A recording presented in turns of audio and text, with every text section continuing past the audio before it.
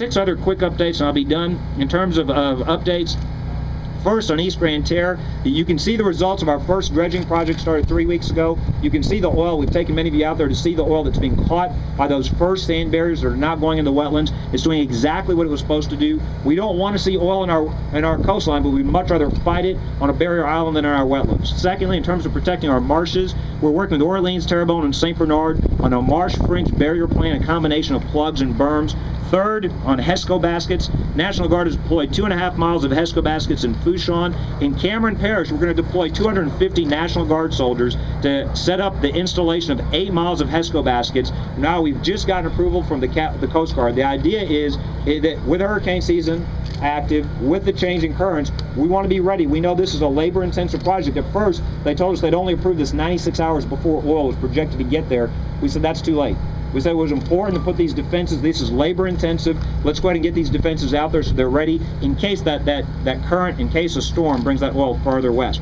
Fourth, our land bridges. National Guard continues to maintain the land bridges at Elmer's Island and Thunder Bayou, where they've already filled in, again, 5 gaps in Thunder Bayou, 1 gap on Elmer's Island, using graders and helicopters. And again, a great example of how this is working, what we're doing in Pelican and Schofield. You can go see where the oil has been kept out of the wetlands, kept out of these critical basins. Fifth, in Tiger Dams, National Guard engineers finished 7.1 miles of Tiger Dams in Southwest Pass. These are triple layers of dams filled with water to keep the oil out. In Grand Isle, in Jefferson Parish, they've completed 7.8 miles of the bottom barrier. They're going to add additional barriers. 1 mile also has another layer complete. They continue to work on the remaining top layer. On Elmer's Island, they put down 2,000 feet to help protect the low-lying areas. The sixth and final thing, we're operating all of our state's freshwater diversions, again, in an effort to keep this oil off our coast. The most important thing from what we saw today, again, with the Guard's tremendous efforts out on Pelican Island and the work they've completed on Pelican Island, what they're doing on Schofield Island, we've got to do everything we can to fight this oil off of our coast,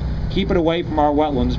This is a war where the new flow rates, it is obvious to everybody that we're going to be fighting waves of oil. We've said from the first day, prepare for the worst.